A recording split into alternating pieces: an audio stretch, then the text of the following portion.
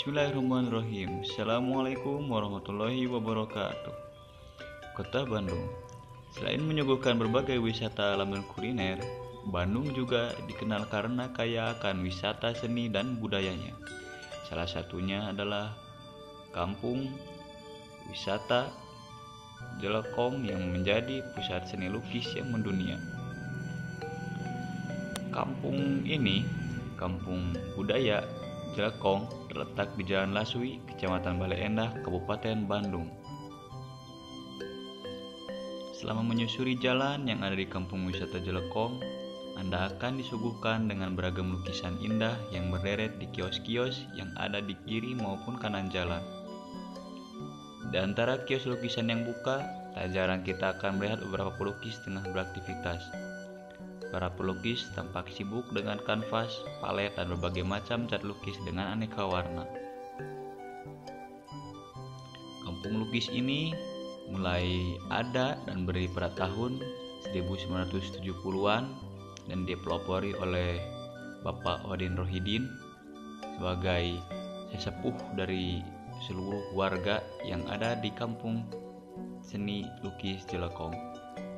Pada saat itu beliaulah yang memulai melukis, memulai menurunkan ilmunya kepada keluarganya, anak-anaknya hingga menyebar sampai saat ini. Dan pada saat itu kampung Jelekong mulai mendapat masa keemasan atau masa jayanya karena lukisannya pada tahun 90-an, dan kala itu di seluruh kampungnya hampir terdapat 1000 pelukis yang masih aktif untuk melukis dan mendistribusikan lukisannya ke setiap tempat. Mayoritas penduduk kampung Jelekong adalah pelukis. Darah seni telah mengalir dari generasi ke generasi warga kampung Jelekong. Bahkan sejak kecil sudah dikenalkan dengan dunia seni lukis sehingga tak butuh waktu lama bagi para remaja kampung Jelekong untuk bisa melukis dengan mahir. Oleh karena itu, sebagian besar warga kampung Jelekong menjadikan lukisan sebagai mata pencahariannya.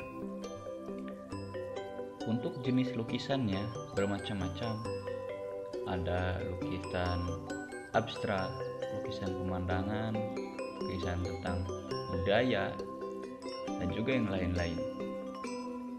Selain itu, teknik-teknik pelukisan bermacam-macam pula. Ada yang naturalis, realistis, palet, dan juga yang lainnya.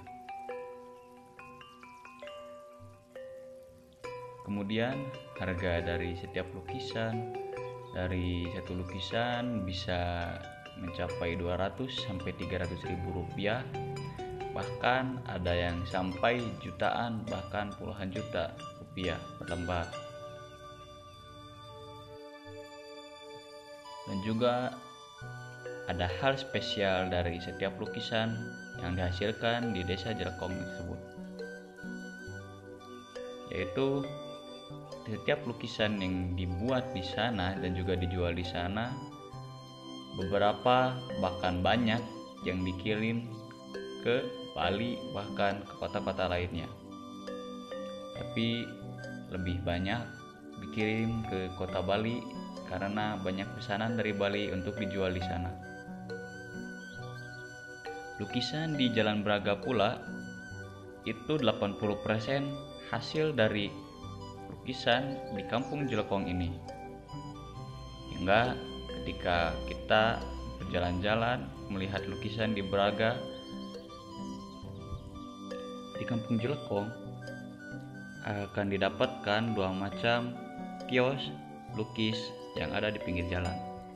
Yang pertama, kios yang menjajakan lukisan serta pengerjaannya pun langsung di tempat.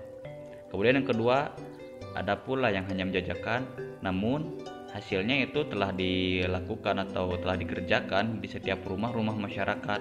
Maka setelah dikerjakan di rumah, lalu disimpan ke tiap galeri yang ada di pinggir-pinggir jalan untuk dijajakan dan dijual. Juga perlu diketahui bahwa ada sebuah fakta yang menakjubkan dari kampung Jelekong ini, yaitu di Braga, di Jalan Braga, kita tahu bahwa di sekitaran Jalan Braga, di pinggir-pinggir Jalan Braga itu ada banyak kios-kios lukisan, dan banyak juga lukisan yang dijajakan di sana. Itu 80%-nya original buatan kampung Jelekong ini. Dan yang terakhir ada sanggar lukis Jelekong. Di sini kalian dapat belajar melukis dan juga dapat belajar mengerti apa tentang lukisan, apa tentang budaya, seni rupa murni dan yang lainnya. Namun dari hal-hal yang menakjubkan tadi, ada pula beberapa hal yang membuat kita miris dari kampung ini. Yang pertama, bahwa regenerasi pelukis yang ada di kampung tersebut sudah menurun. Yang dulu dapat dihitung hingga 1000 pelukis yang masih aktif, namun sekarang berkurang hingga 500 atau sampai 700 pelukis yang aktif pada saat ini. Juga persentase pembeli dan pengunjung pada saat ini berkurang, yang sehari mungkin bisa sampai 5 atau lebih yang mendatangi toko. Namun saat ini hanya 1 atau 2 orang yang datang melihat-lihat dan beli lukisan di sana. Karena maraknya penjualan lukisan online dan yang lainnya, maka membuat penjual dan seniman di sana memiliki pendapatan yang kurang. Dan yang terakhir ini adalah sesuatu yang mungkin menurut saya adalah hal yang sangat penting. Karena menurut pengelola dari sanggar seni yang ada di sana, siswa-siswa sanggar seni di sana malah kebanyakan orang-orang luar negeri ataupun orang-orang luar kota. Bahkan saat beberapa waktu yang lalu lebih banyak siswa dari Hong Kong, Cina, India dan lain-lain.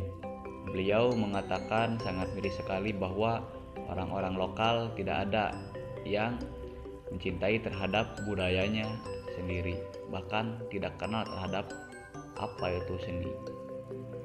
Maka pesan yang didapat dari awal sampai akhir ini, saya berpesan kepada saya sendiri dan juga yang lainnya bahwa jangan sampai kita melupakan terhadap budaya sendiri, dan juga jangan sampai kita menganggap enteng dan remeh terhadap budaya sendiri.